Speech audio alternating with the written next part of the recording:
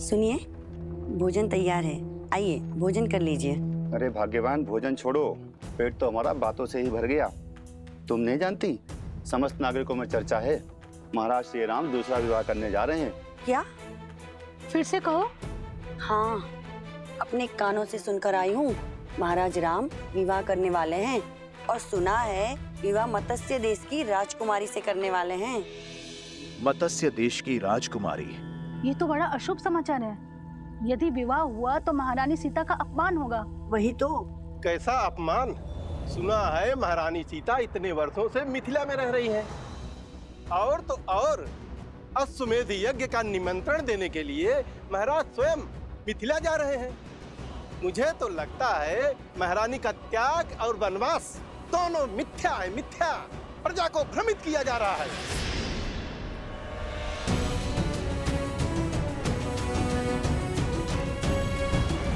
तुम्हारी सोच की भांति तुम्हें मिठाई भी भ्रष्ट है। हमारे राजा राम को झूठा कह रहे हो? अरे यदि किसी द्वार पर उनकी छाया भी पड़ जाए ना, उस घर में भी कभी कोई असत्य नहीं कहता, और तुम उन्हीं पर लांछन लगा रहे हो। बहिष्कार करो, बहिष्कार करो, बहिष्कार करो, बहिष्कार करो। बहिष्कार करने से पहले इसको इसके पापों का पुरस्कार तो मिलना चाहिए।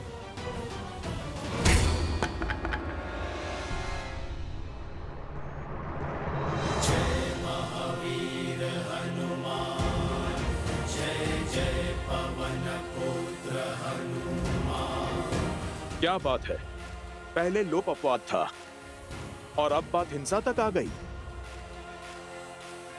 बस करो, वाद विवाद ठीक है, किंतु राम राज में हिंसा के लिए कोई स्थान नहीं है। फिर चाहे वो प्रभु श्री राम के समर्थक ही क्यों ना हो। प्रभु का पथ तो न्याय और धर्म का है। तो ये कारण है संकट मोचन हनुमान के मुख पर संकट के भाव का। प्रभु, मैं जानता हूं कि आपने मुझे वेश बदलकर प्रजा के बीच इसलिए भेजा ताकि समाज में हो रही हर एक बात बिना किसी आवरण के आप तक पहुंचे प्रभु। परंतु प्रभु, किंतु तुम ये काज पुनः नहीं करना चाहते।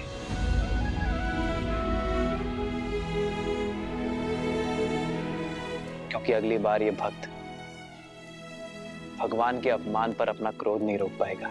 प्राण ले लीजिए प्रभु, किंतु आपके प्रति अभद्र शब्द सुनने का दंड मत दीजिए। प्रभु, मैं तो जानता हूं आपका निर्णय अंत में समाज को ज्ञान और सुख का प्रकाश देगा, माता सीता का सम्मान बढ़ाएगा। किंतु ये सब क्यों प्रभु? क्यों ये प्रजा ये नहीं समझ रही है? क्योंकि लोक अपवाद अभी कुछ समय के लिए ठहरा है हनुमान, पूरी भांति समाप्त नहीं हुआ है। संदेह था मुझे कि ये राक्षसी शक्तियां अश्वमेध यज्ञ के मेरे घोषणा के पश्चात पुनः प्रभावशाली होंगी। किसी अच्छे गुण को संजोने में, उसे बनाने में जीवन निकल जाता है हनुमान, किंतु उसे बिगाड़ने के लिए एक क्षण भी बहुत है। राक्षसी वृत्ति के विरुद्ध हमारा ये युद्ध बहुत लंबा है, कई चरण है उसके। सहस्त्रमुख रावण की सोच को अभी प्रजा के मन से निकालने में बहुत समय शेष है हनुमान। बहुत शुभ समाचार लाए हो भानासुर। अश्वमेध यज्ञ में राम का अपनी पत्नी के साथ बैठने की सूचना का उपयोग हम उसके विरुद्ध करेंगे। लोक अपवाद की जो अग्नि बुझ गई थी उसे फिर भड़काएंगे। तुम जो कर रहे हो करते रहो। जी महाराज। और मैं पूरी अयोध्या को यह विश्वास दिलाऊंगा कि उनके नर रूपी नारायण राजा राम केवल एक धूर्त राजनेता है। सीताराम। और सब तुम्हारी भांति पवित्र और निस्वार्थ तो नहीं होते ना हनुमान, जिन पर विकारों का प्रभाव ना हो। मानव मन अति चंचल होता है हनुमान। जिस प्रकार गर्भ में सोए अबोध शिशु की लात माता आनंद से सह लेती है, उसी प्रकार प्रजा की भूल होने पर एक राजा को क्रोधित होने का अधिकार नहीं है। यह अश्वमेध यज्ञ मेरी प्रसिद्धि के लिए नहीं, अयोध्या के कल्याण के लिए है। हमें राक्षस और राक्षसी सोच को अयोध्या से भगाना है। इस यज्ञ के पूर्ण होने पर कोई भी आसुर या आसुरी शक्ति अयोध्या में छुपकर नहीं बैठ पाएगी।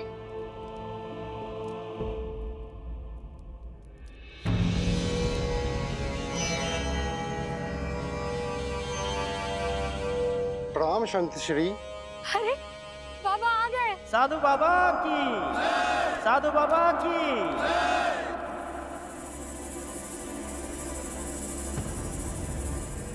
लोग अपवाद की जो अग्नि बुझ गई थी उसे फिर भड़काएंगे। तुम जो कर रहे हो करते रहो। धर्मधारी राम पुजारी बाना बाबा की जय।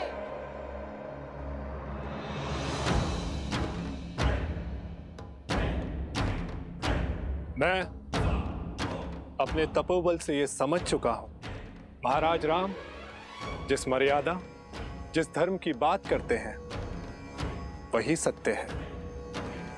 धर्म के मार्ग में अनेकों असत्य सुनाई देते हैं, दिखाई देते हैं। उससे बचने के लिए मैं आज से ये पट्टी बांधकर हर मार्ग से निकलूंगा। राम राज्य का हित श्री राम की बताई हुई बातों में है। हम सब श्री राम की पूजा करते हैं क्योंकि उन्होंने धर्म के लिए अपनी पत्नी तक का त्याग कर दिया। परंतु यदि महाराज उस त्यागी हुई सीता को पुनः अयोध्या ले आएंगे तो वो त्याग नहीं, छल होगा। अब अयोध्या में उस त्यागी हुई सीता के लिए कोई स्थान नहीं। अब कोई मर्यादा को भंग करने का दुस्साहस नहीं करेगा। बिल्कुल उचित कहा बाबा जी। ये तो हमारी भावनाओं के साथ छल होगा। रामधारी राम पुजारी बाबा की जय। रामधारी राम पुजारी बाबा की जय। रामधारी राम पुजारी बाबा की जय। आइए सब बाबा का आशीर्वाद लीजिए।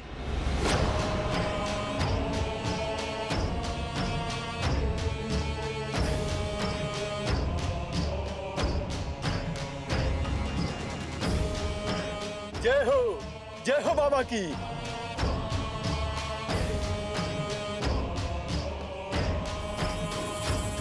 जय हो बाबा जी की, जय हो बाबा जी की।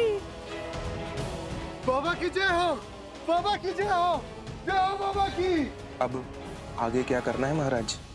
अब संध्या को भेष बदलकर अयोध्या में किसी और को समझाएंगे कि केवल सीता ही अयोध्या की महारानी हो सकती है और कोई नहीं।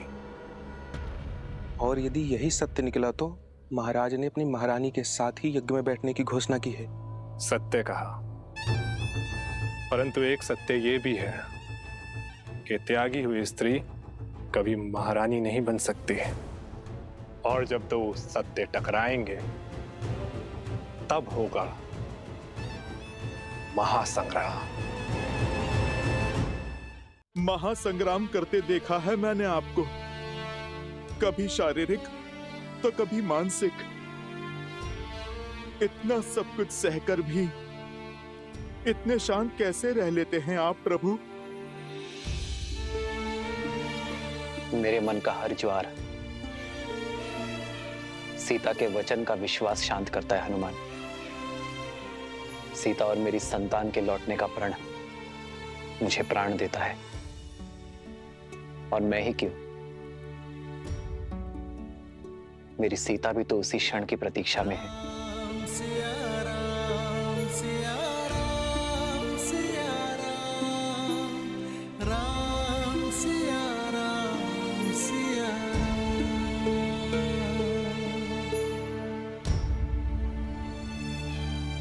चिंता ना करें वन देवी, लव कुश आते ही होंगे। जानती हूँ, किंतु दिन ढलने के साथ साथ मन व्याकुल हो रहा है। लव कुश आ गए, लव कुश आ गए, लव कुश आ गए, लव कुश आ गए, लव कुश आ गए।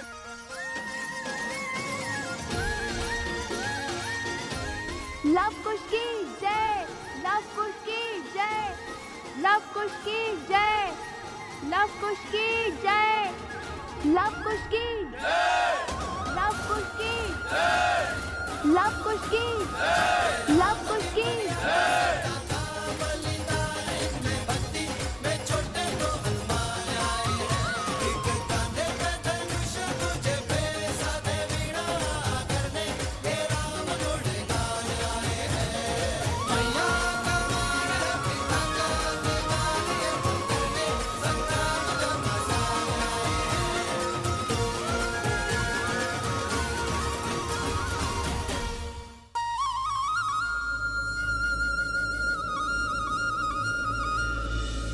श्री राम की अर्धांगिनी सीता है वो, सीता। तुम ठीक तो हो ना सोमकरण?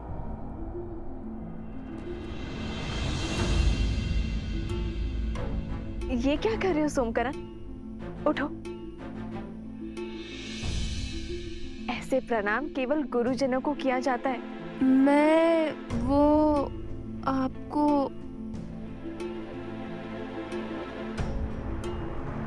ओहो, जब से राक्षसों के बीच रहकर आया है, लगता है जैसे इसका मस्तिष्क स्वयं के नहीं, उनके नियंत्रण में है। देखिए कैसे विचित्र व्यवहार कर रहा है, कुछ बोल ही नहीं रहा। इतना ही नहीं माता, वन में फल तोड़ने से लेकर हमें खिलाने तक सब इसी ने किया।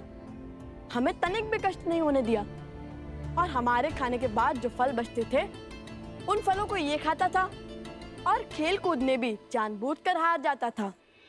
किंतु मुझे कोई कष्ट नहीं, वो यहाँ पे भी करना सोमकर्ण। कुश, बुरी बात। मित्रों में समानता होनी चाहिए। तुम दोनों ने उसके प्राण बचाए, कदाचित इसलिए इसका मन अनुग्रह से भर गया है। उचित कहा देवी।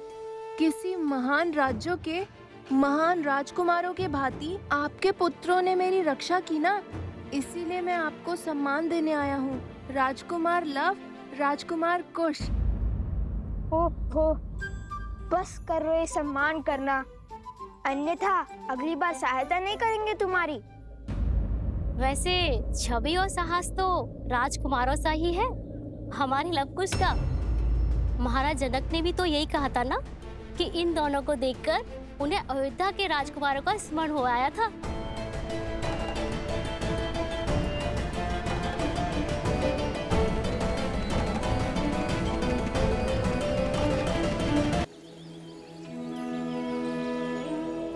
और जब मैंने उन वीर योद्धा बालकों से उनका नाम पूछा तो उन्होंने बड़े गर्व से कहा, लव कुश। लव कुश? हाँ सुने, रूप में लव कुश, किंतु स्वरूप में जैसे स्वयं साक्षात श्री राम सामने खड़े, दो तन एक मन। घास के तिनके से एक भाग कठोर और तीखा, तो दूसरा भाग सरल और कोमल।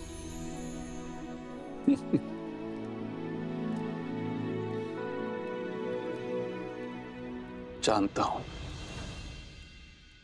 इस कथा को सुनकर तुम अत्यंत व्याकुल हो रही है, किंतु बताना भी आवश्यक है,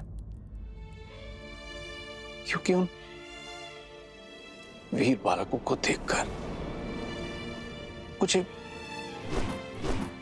अयोध्या के राजकुमारों का स्मरण आया। और मुख, क्या उनके मुख पर आपको सीता के मुख की आभा नहीं दिखी? और उसके माथे की रेखाएं भी नहीं दिखी आपको? मैं उनकी माता से मिला, किंतु वो सीता नहीं थी। और छवि, क्या आपको उनमें सीता की छवि भी नहीं दिखाई दी? 40 वर्षों से मैंने अपनी पुत्री सीता का मुख भी नहीं देखा। अब तो उसकी स्मृति भी विस्मृत होने लगी है। सुनैना, आप विश्राम कीजिए, आप अस्वस्थ हैं, क्या कर रही हैं आप? आप ले चलिए मुझे, मैं क्षण भर में अपनी सीता को पहचान लूंगी। आप ले चलिए मुझे, ले चलिए। तो क्या सीता का पिता इतना अभागा है कि उसकी पुत्री सीता सामने होती है और वो पहचान भी नहीं पाता? मैं वन देवी से मिला हूं। आप कहीं नहीं जाएंगे, आप विश्राम कीजिए, आप अस्वस्थ हैं। अस्वस्थ हूँ? जब से मेरी पुत्री चली गई है, मैं क्षण भर में उसे पहचान लेती। आप उन ऋषि कुमारों को खोजने के लिए 8 दिशाओं में अपने सैनिकों को भेज दीजिए। मैं उन्हें देखते ही उनके अस्तित्व का पता कर लूंगी। आप कुछ कीजिए ना।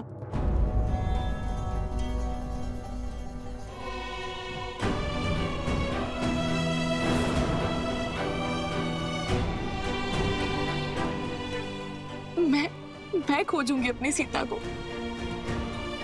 हमें कहीं जाने की आवश्यकता नहीं पड़ेगी। मैं उन दोनों धनुर्धरों को यहाँ मिथिला लाने का प्रबंध करता हूँ।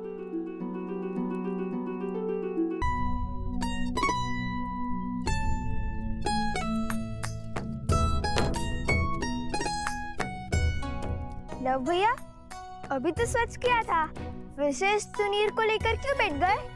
क्योंकि हमें इस तुनीर को ससम्मान मिथिला के महाराज जनक को लौटाना है। आओ, तुम भी हाथ बटाओ। जब लौटाने जाएंगे तब साफ भी कर लेंगे ना। ऐसे 3 में 3 बार इसे रगड़ते रहे तो घिसकर पतला तार हो जाएगा ये तुनीर। कदाचित लौटाने के लिए कुछ बचे ही ना। अच्छा, तो महाबुद्धिमान कुमार कुश, ये बताओ कि क्या तुम स्नान करने से घिस गए? घिस सकता था, किंतु मैं स्नान करते समय स्वयं को अधिक रगड़ता नहीं। रक्षा कुमार, रक्षा कुमार, कहाँ है? बताओ, अभी मार दूंगा। वो रक्षक कुमार बोल रहे, राक्षस कुमार नहीं। ओहो, ध्यान से सुनो। अगली बार यदि तुमने मुझे राजकुमार या फिर रक्षक कुमार या फिर कुछ भी ऐसा कहा तो मैं गुरुदेव को कहूंगा कि तुम्हें बुद्धि के लिए कोई औषधि दे। क्षमा रक्षक, भूल हो गई। मैं तो एक समाचार देने आया था। अभी अभी कुछ मिथिला के ऋषि आश्रम में आए थे। उन्होंने बताया कि मिथिला में धनुर्विद्या की बहुत बड़ी प्रतियोगिता होने वाली है। मैंने गुरुदेव से कहा कि तुम दोनों जैसे धनुर्धर तो 20 गांव में भी नहीं मिलेंगे। फिर गुरुदेव ने बताया कि तुम दोनों अवश्य उस प्रतियोगिता में भाग लेने जाओगे।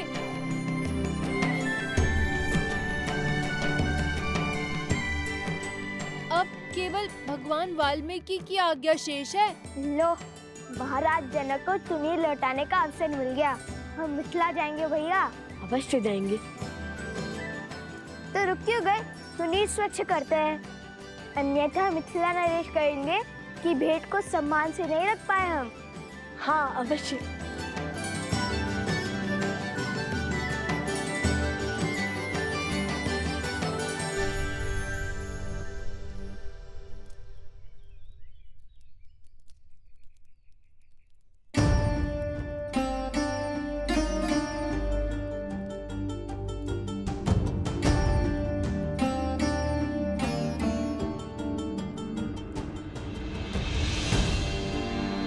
प्रणाम ऋषि। कल्याण हो। शब्दों में नमन, किंतु मुख मुद्रा में मनन। वन देवी, सबसे पहले तो मेरा धन्यवाद स्वीकार कीजिए। आपके पुत्रों ने मेरे भाई सोमकर्ण को बचाकर हम पर बड़ा उपकार किया है। अपने मित्र की सहायता करना उनका कर्तव्य था, और फिर लवकुश अपने गुरु भाई को अकेले संकट में कैसे छोड़ सकते थे। अवत्सरा, तुम ऋग्वेद के ज्ञाता हो। शिष्यों को मंदिर में ले जाकर पाठ आरंभ करो, मैं आता हूँ। जो आज्ञा ऋषिवर। चलो।